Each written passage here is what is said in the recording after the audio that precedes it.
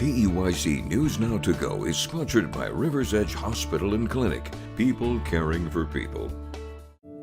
Moments like these make life worth living. Rivers Edge Hospital and Clinic is your partner in taking control of your own health. Take your steps towards a lasting tomorrow. Rivers Edge Hospital.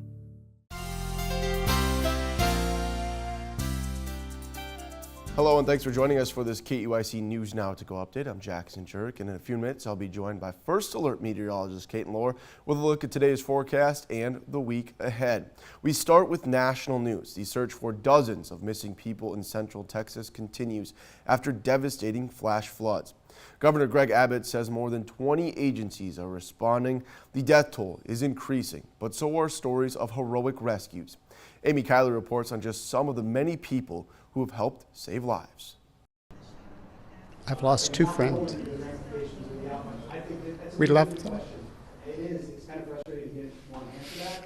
And they're gone. More than 100 people are dead after catastrophic floods in Central Texas. But that number would be higher without heroic rescuers. One is a father who died saving his daughter. Joel held on to him and prayed over his family and did his very best to hang on as long as he could.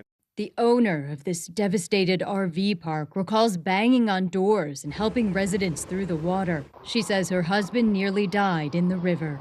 My husband kept yelling at him, throw your baby at me. And at that point, a big wave came by and they both got swept away. Some survivors from camps along the river praise their counselors for thinking quickly. They moved the boys from their lower bunks to then the upper bunk, and then ultimately hoisted them up into the rafters. Camp Mystic is where more than 24 children and counselors died. One Coast Guard swimmer says he gave up his spot in a helicopter to fit more children on board.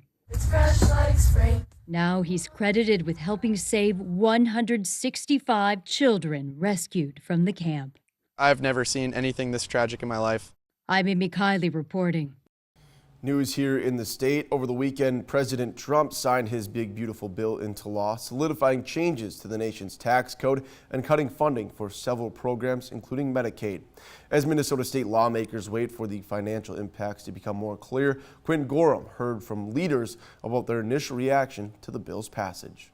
Minnesota Republicans and DFLers split over the passage of the Big Beautiful Bill. The legislation made permanent some of Trump's tax policy while upping funding on defense and immigration enforcement. To pay for it, there are some sizable cuts and changes to programs like Medicaid. There's a lot of necessary reforms to our social safety net to make sure that it's targeted at people who are actually working. Republican House Floor Leader Harry Niska says he supports the bill.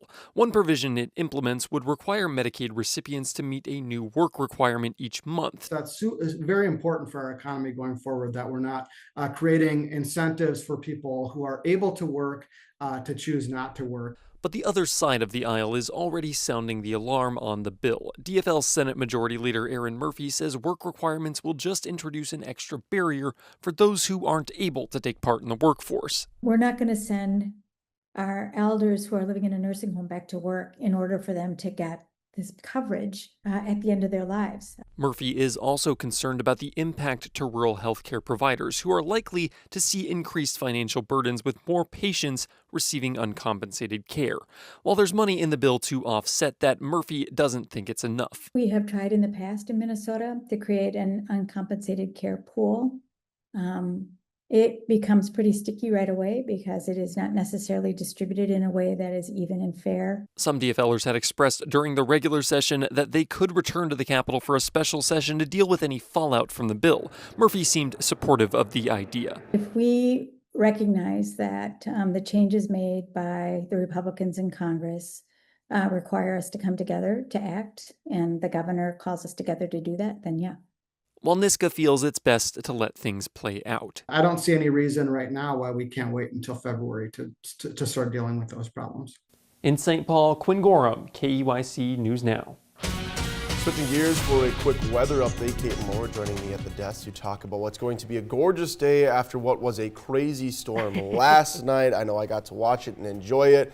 quotation marks around enjoy it as I was sitting at Benson Park. But now the rest of the week is bound to be nice with maybe a few chances of rain. Yeah, you know, it's a really, in my opinion, nice mix of really great weather with a little bit of rain mixed in just to keep things on that saturated side because, of course, we don't want to dry out. So seeing those rain chances is good, but also seeing all the sunshine in the mix is fantastic.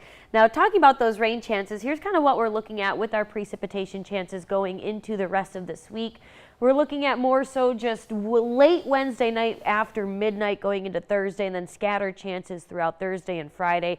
That'll fizzle out by Friday night. Isolated chances possible Saturday just because of the lingering moisture from the rain that could be left behind going into Saturday. But again, most of that should be on the light side with very light amounts of rain in the mix. Now, one thing I do want to point out is that it has been, you know, it's summer. We're dealing with the humidity. It's been more comfortable than not. We're noticing the humidity, but overall it's not been unbearable for more than half the summer so far. Now, when we get that rain Thursday and Friday, take a look at what our humidity does. It's going to ramp up, and that is because the rain is, well, water, and that water tends to lead to moisture, which is what leads to that humidity or that humid feeling. So Thursday and Friday are going to be the most humid days of the week, but because of it raining, you're probably not going to notice that sticky feeling outside that we typically feel on days like today or tomorrow. Again, it's just going to be minorly noticeable out there, and then it'll ramp back up and then drop again going into the weekend, being more comfortable than not before ramping back up going into next week. Now, this afternoon, we're looking at seasonal temperatures with a high of 81 degrees and nothing but sunshine. However, one thing you should keep in mind is that we are looking at a very high UV index at a level 8. What that means is that it takes only about 20 to 25 minutes for a sunburn to start occurring if you are not protecting your skin. So nothing changing there as far as how to protect your skin. It's the same thing as day one of the summer, and again, the biggest thing is sunscreen and hydration. Tonight will be comfortable, but mostly clear with a low of 60 degrees by tomorrow morning with more sunshine on the way for tomorrow. Temperatures, again, remaining on that seasonal side with highs in the low 80s and light winds mixed in. Here's a look at your extended forecast showing that those seasonal temperatures are going to continue with those scattered rain chances.